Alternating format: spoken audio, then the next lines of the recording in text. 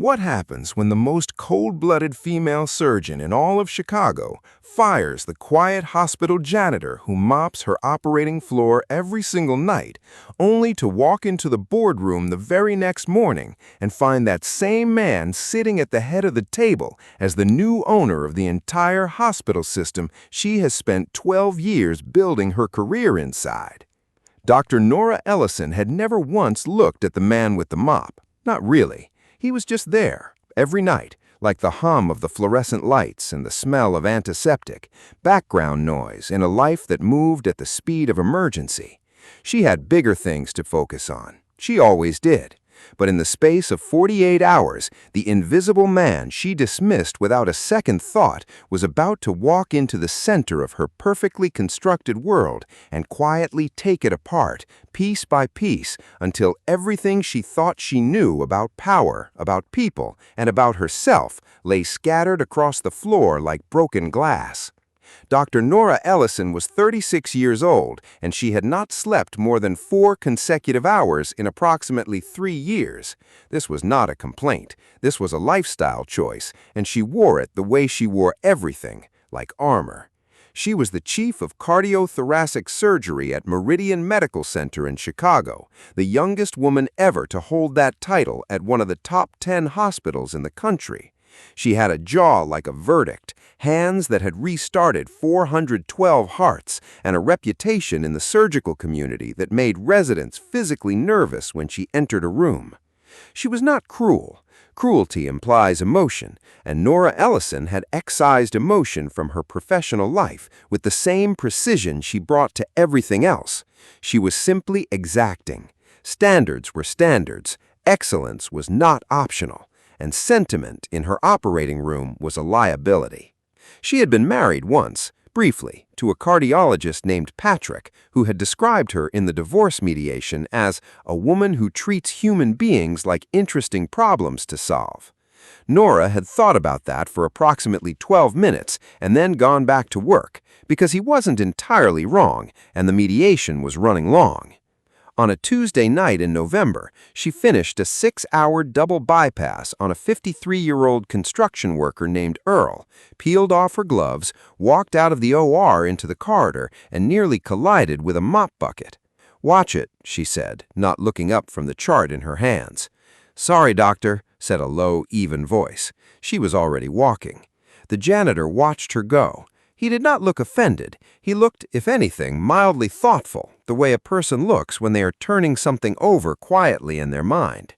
He was tall, with dark hair going silver at the temples, and hands that were large and steady, and moved the mop with a particular kind of efficiency, not hurried, not lazy, just precisely right. His name badge said Marcus, and below it, Facilities. He had been working the night shift on the surgical floor of Meridian Medical for 4 months. In those 4 months, not one member of the surgical staff had learned his last name. The next evening, Nora came off a brutal day, 2 back-to-back valve replacements, a post-op complication on a patient in the ICU, and a meeting with the hospital administration that had left her temples throbbing. She had received word that Meridian's parent company, Atlas Health Group, had been sold. New ownership was taking over. Details to follow. She had filed this information in the back of her mind under "Not my problem yet" and kept moving. She turned the corner onto the surgical floor and stopped. There was a wet floor sign in the middle of the corridor, and the janitor, Marcus, was on one knee beside a supply cabinet, calmly fixing a loose hinge on the cabinet door with a screwdriver he apparently just carried in his pocket. "Facilities is down the hall," Nora said, not breaking stride. "The cabinet door has been swinging into the hallway for 3 weeks. Someone's going to catch it in the shoulder carrying a tray. I'll be done in 2 minutes. Nora stopped walking. She turned back slowly. "I don't recall asking for an explanation." Marcus looked up then. His eyes were a quiet, unique shade of dark green, and they held the same stillness as the rest of him. Not challenging, not submissive, just entirely unbothered, like a body of deep water that nothing had ever disturbed. "You're right," he said pleasantly. 2 minutes. Nora stared at him for a moment. In 12 years at Meridian, no janitor had ever pushed back on her, gently or otherwise. She found she didn't have a filed response for this, and that irritated her more than anything else. She did her rounds. When she came back past the supply cabinet 14 minutes later, the hinge was fixed, the corridor was clear, and the wet floor sign was gone. She ran her hand along the cabinet door out of reflex. It swung smoothly, perfectly balanced. She told herself she didn't notice. She noticed. On a Tuesday night 2 weeks later, the hospital director called a late evening staff meeting and informed the senior leadership team that Atlas Health Group's acquisition was complete. The new ownership entity was a private investment group called Ellery Capital. The incoming CEO would be announced within 48 hours and would be on site by Monday morning for a full operational review. The surgical staff were not worried. Meridian was the crown jewel of the Atlas portfolio. Best outcomes in the Midwest, top surgical talent, immaculate accreditation record. Nora had built a significant part of that record herself. Whatever corporate reshuffling happened above her, the surgical floor was untouchable. On Friday morning, Nora had the exchange with Marcus that would rearrange the next 6 months of her life. It was 11 p.m. She had stayed late, again. A resident named Dr. Chen had made a documentation error on a pre-op assessment, not dangerous, but sloppy, and Nora had spent 40 minutes in a hallway correcting it and explaining in exact terms why precision in paperwork was not bureaucratic nuisance, but the difference between a surgical team and a liability. She was not yelling. Nora never yelled. The stillness and the specificity of her corrections were, if anything, more affecting than yelling, and Dr. Chen was pale by the time she finished. As the resident escaped down the stairwell, Nora stood alone in the corridor, pressing her thumb and forefinger against the bridge of her nose. She heard the wheels of a mop cart. Marcus came around the corner, slowed slightly when he registered her standing there, and nodded once in acknowledgement. "Long night?" he asked, not a question. "Please don't," Nora said. Marcus resumed mopping. A beat passed. "The Chen kid is good," he said. His voice was entirely neutral. "Made a solid call on a patient in Bay 4 last week when the attending was tied up. I watched through the window. She's fast and she's careful."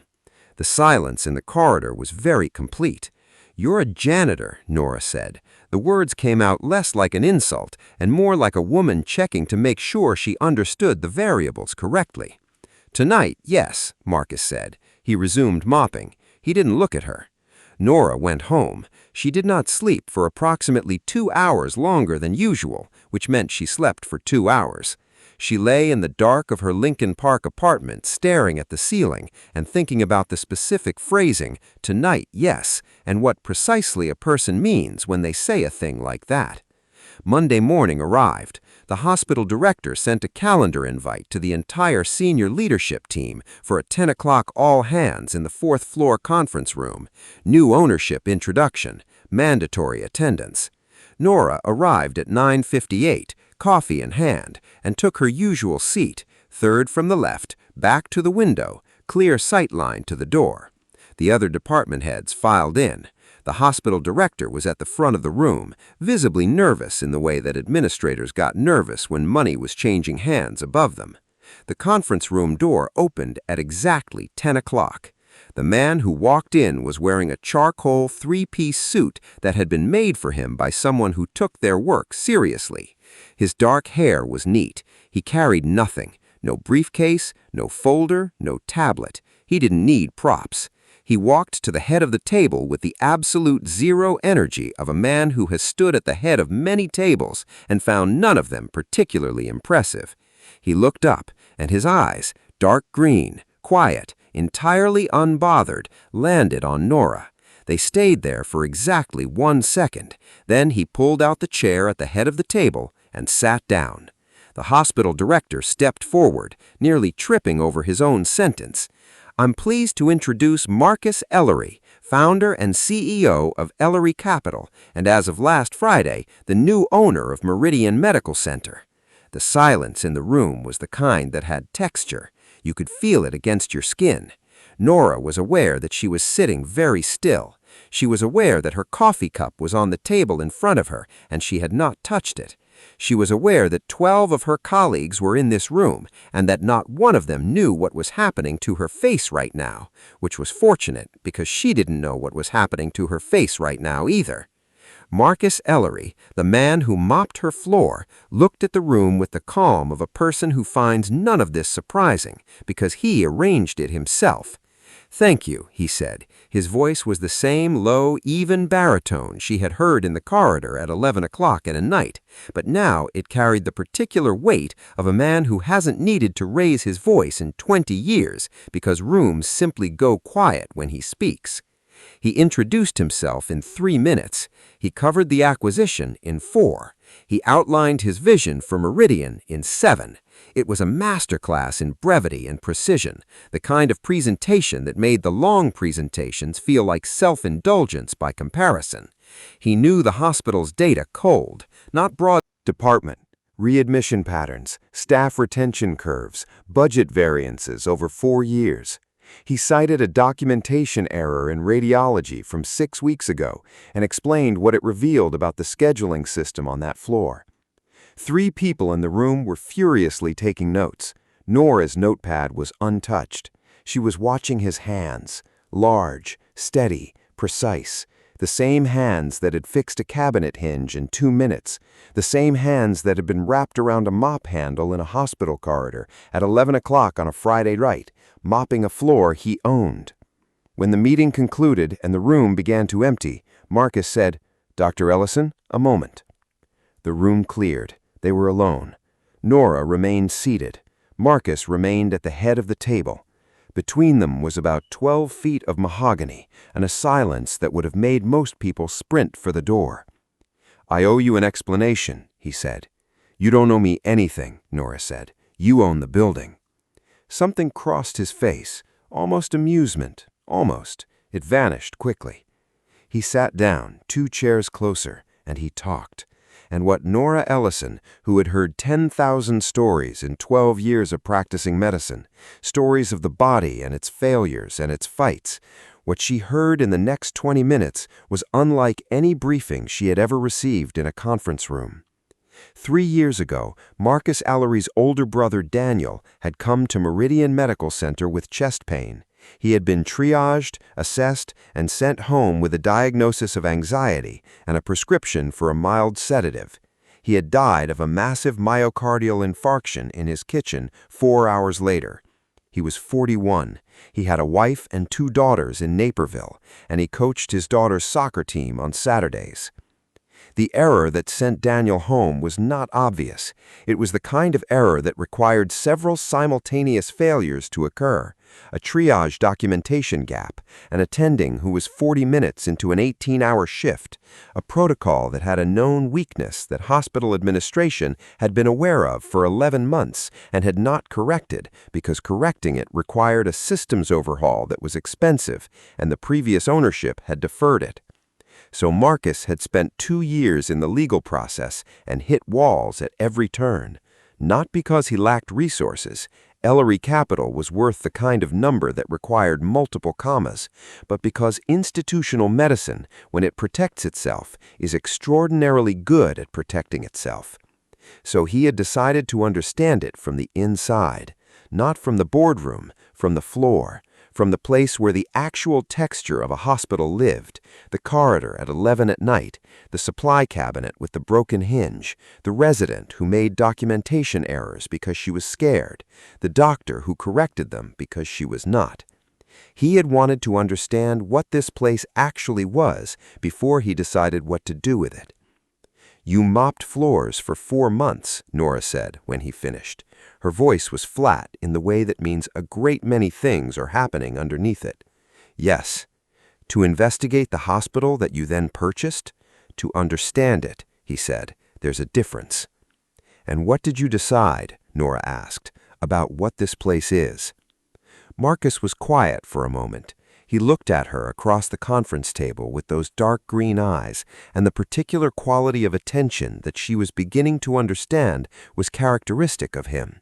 Total, unhurried, the kind of attention that most people spend their entire lives receiving almost never. "I decided," he said carefully, that the hospital made a catastrophic mistake that cost my brother his life, and I decided that the surgical department is the best I have seen in 20 years of evaluating institutions, and I decided, a pause, that the chief of surgery is the most precise and demanding doctor I have watched work in a very long time. And I believe, he said, that with the right structural investment and the right leadership, what killed my brother will never happen in this building again. The conference room was very quiet. So you didn't buy it to dismantle it.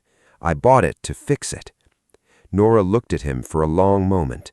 She was running her standard internal analysis, the same process she ran on every piece of significant information, calm and methodical, laying evidence against hypothesis. She found that everything he had told her checked out against everything she had observed, and that the conclusion was consistent, and that she trusted it, and that she had not trusted anything this quickly in a very long time, which alarmed her considerably. The protocol gap, triage documentation, it was flagged in an internal audit 16 months before your brother came in. I know. I flagged it, Nora said. I submitted a formal recommendation to the previous administration for a systems review. I was told budget allocation for that quarter was committed elsewhere. Marcus stared at her. For the first time since she had met him, the stillness broke, just slightly, just at the surface, like the first crack in ice under pressure. You flagged it, he repeated. In writing, Nora said. I have the correspondence. I have kept it for 3 years because I knew eventually it would matter. What happened next in that conference room was a thing that neither of them would describe to other people, not because it was dramatic, but because it was actually the opposite. It was the very quiet, very specific recognition that happens when two people who have been moving through the same disaster from different directions finally arrive at the same point and find each other standing there. In the weeks that followed, the hospital went through a restructuring that was, by any institutional measure, significant. Marcus brought in a systems team to overhaul triage documentation. He invested in staffing on the night shift, not the day shift, which everyone saw, but the night shift where the gaps actually lived. He sat in department meetings without speaking, and when he did speak, it was always one question, always specific, always the exact question that nobody had thought to ask yet. The staff were collectively unnerved by him in a way they couldn't articulate. He wasn't aggressive. He wasn't performative. He was simply present in a way that made you feel like the building had suddenly developed the capacity to pay attention. Nora ran into him at 11 p.m. on a Wednesday in the corridor outside the surgical floor. She was coming off a late procedure. He was there reviewing workflow data on a tablet, standing in the exact spot where she had nearly walked into his mop bucket 8 weeks ago. "You're here late," she said. "I'm here late most nights," he said, not looking up. "I know," Nora said. He looked up. She had a chart in her hand, and she was looking at the spot on the wall past his shoulder, and the expression on her face was the expression of a woman who has decided to say something and is now in the process of not quite saying it. The residency program, the structural gap in attending coverage during peak triage hours. I have a proposal. I've had it for 2 years. The previous administration wouldn't fund it. Send it to me tonight, she said. It's a significant ask. Send it tonight, he said again. She sent it at 12:30 a.m. He responded with 3 questions at 1:15 a.m., each one identifying exactly the point in the proposal she was least certain about. She answered all 3. He approved full funding by 7 a.m. It was the first time in 12 years that Nora Ellison had submitted a proposal and received an unqualified yes. She stood in her office at 7:04 a.m., reading his email response, and experienced a sensation she identified after a moment as something in the approximate neighborhood of gratitude, which she found extremely inconvenient. 3 months into the restructuring, Nora's program was already producing results. Triage response times were down, documentation accuracy was up. 3 residents who had been marked as underperformers, including Dr. Chen, were outperforming their previous cohort under the new structure. On a Friday evening, Marcus appeared in the doorway of Nora's office. He did this occasionally, the same way he appeared everywhere. No announcement, no preamble, just the quiet presence of a man who moves through spaces as though he has a right to be in them that predates the lease. "There's a hospital in Memphis," he said. "Same issue, same triage protocol gap. Their administration is aware of it. They're deferring the fix. I want you to go down there next month as a consultant and walk them through what we did here." "I'm a surgeon, not a consultant," Nora said. "You're the person who fixed this," Marcus said simply. "Same thing." Nora looked at him. "Why does it matter to you what happens in Memphis?" Marcus was quiet for a moment. He looked at the window. Outside, Chicago was going dark in the specific way Chicago went dark in February, fast and complete, like a verdict. "Because Daniel has been gone for 3 years, and there are people in Memphis who are going to make the same call the attending made here, and I can prevent it, so I will prevent it." Nora nodded slowly. "I'll go to Memphis." Marcus looked at her, that full, quiet attention. "Why?" he asked. He asked it the way she asked it, genuinely, not rhetorically, wanting the actual answer. Nora thought for a moment. She was honest, as she was about most things, even the uncomfortable ones. "Because someone should have fixed the protocol before your brother came through this building," she said, "and I flagged it, and it didn't get fixed, and I have thought about that for 3 years, and I would like to do something useful with the 3 years of thinking." The office was very quiet.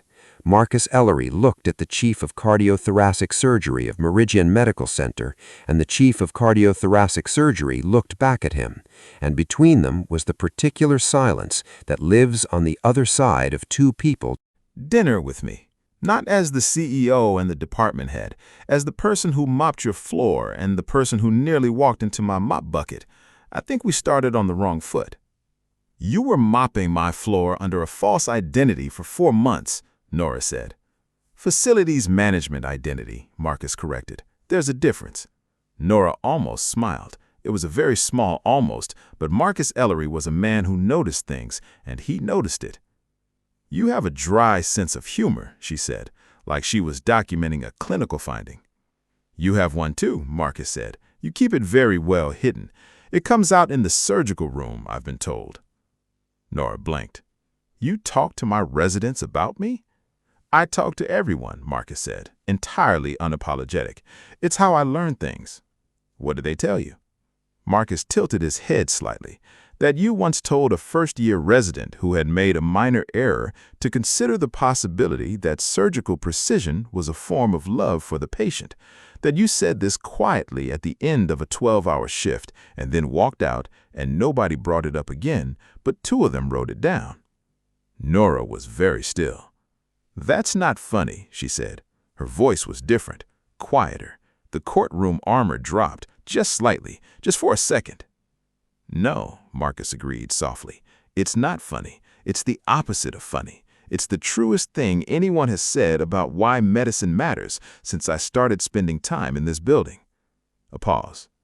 Dinner, Friday. In the way of people who have spent their lives making decisions at speed and under pressure, Nora Ellison made this one the same way. Fast, clear, no second guessing. Friday, she said. They went to a small Italian place in River North that Marcus knew because the chef was a former patient of a cardiologist he'd consulted during the acquisition. They sat in the back corner and they talked for 3 hours, and what they talked about was not the hospital and was not the acquisition and was not protocol gaps or budget approvals. They talked about Daniel, who coached soccer and made very bad puns and called Marcus every Sunday regardless of time zones. They talked about Nora's mother, who survived a heart defect that should have killed her at 42 because of a surgeon who did not give up, which is why Nora Ellison became a cardiac surgeon and why she did not give up. They talked about the 4-hour surgery and the 2-hour surgery and the one that ended badly, and what you do with the weight of that, where it lives in you, how you carry it without being broken by it. They did not solve anything. They did not resolve anything. They just talked in the back of a small restaurant in River North while the snow came down outside the window in the particular silent way Chicago snow falls in February. And by the end of it, something had settled between them that had no name, but that they both recognized. 6 months after the mop bucket, 6 months after tonight, yes. 6 months after a conference room and a triage protocol and a late-night email approved at 7 in the morning. Nora Ellison arrived at the hospital on a Monday to find a small framed print hanging on the wall outside her office. It was a quote, typeset cleanly, no decoration. It said, "Precision is a form of love." No attribution, no card. She stood in the corridor looking at it for a moment, her coffee in her hand, people moving past her on their way to morning rounds. Then she went inside, opened her laptop, and sent Marcus Ellery a message that said, "The print is crooked. Left side is 2 millimeters high." His response came in 40 seconds. "I'll fix it tonight." "You don't have to fix it tonight." "I know," Marcus wrote. "I'll fix it tonight." Nora put her coffee down. She looked at the message on the screen. She was smiling, and it was not a small, almost smile. It was a real one, the kind that rearranges a face, the kind that arrives unexpectedly and stays. She picked up her coffee and went to do her rounds. And the janitor who owned the building fixed the picture frame that evening because he was precise about things, and because some details matter exactly as much as you decide they matter, and because when you have spent years learning to see what other people look past, you understand that the smallest things are very often the most important ones. And Dr. Nora Ellison, chief of cardiothoracic surgery, who had not looked at the man with the mop for 4 months, found that she was now looking at him all the time. Not because he owned the building, not because he approved her proposal or funded her program or walked into a boardroom wearing a suit that cost more than some surgical suites, but because he noticed Dr. Chin's instincts through a glass wall at 11 at night, because he fixed a broken hinge that had been swinging into a corridor for 3 weeks, because he said tonight, yes, with such calm precision that it had been living in her mind ever since, because he told her, without performance, why Memphis mattered, because he listened the way very few people in her life had ever listened, totally, without agenda, without waiting for his turn to speak, because he was the kind of person who, when handed the full story, did not simplify it. She was a woman who had spent 12 years solving problems, and Marcus Ellery was not a problem to solve. He was something rarer.